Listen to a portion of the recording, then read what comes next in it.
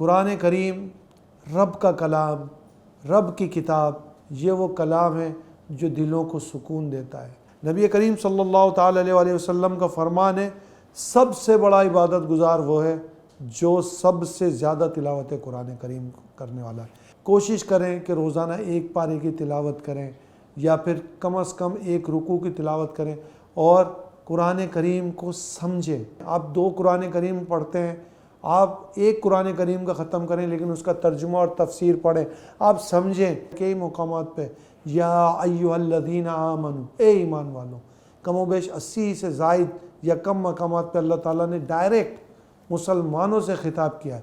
ہمیں معلوم ہونا چاہیے کہ ہمارے رب نے ہم سے کہا کیا ہے۔ یہ قرآن کریم جب ہم پڑھیں تو اس کا ترجمہ بھی پڑھیں، اس کی تفسیر بھی پڑھیں تاکہ ہمیں سمجھ میں آئے۔ نبی کریم صلی اللہ تعالیٰ علیہ وسلم کا فرمان ہے، جس طرح لوہے کو زنگ لگتا ہے اس طرح دلوں کو بھی زنگ لگ جاتا ہے، اور دلوں کی صفائی قرآن کریم کی تلاوت میں ہے۔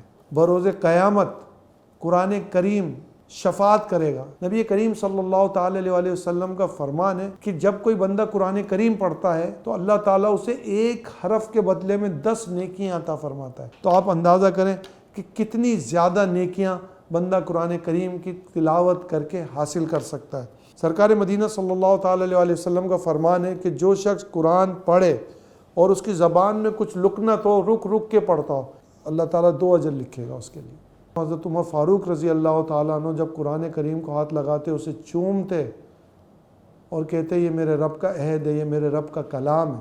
عثمان غنی رضی اللہ تعالیٰ عنہ قرآن کے حافظ تھے، اب بے پناہ قرآن کریم کی تلاوت فرمایا کرتے تھے، اور وقت شہادت، جس وقت آپ کی شہادت ہوئی اس وقت بھی آپ قرآن کریم کی تلاوت فرما رہے تھے۔ ہمارے اسلاف، ہمارے بزرگان دین قرآن کریم سے اس قدر محبت فرمایا کرتے تھے۔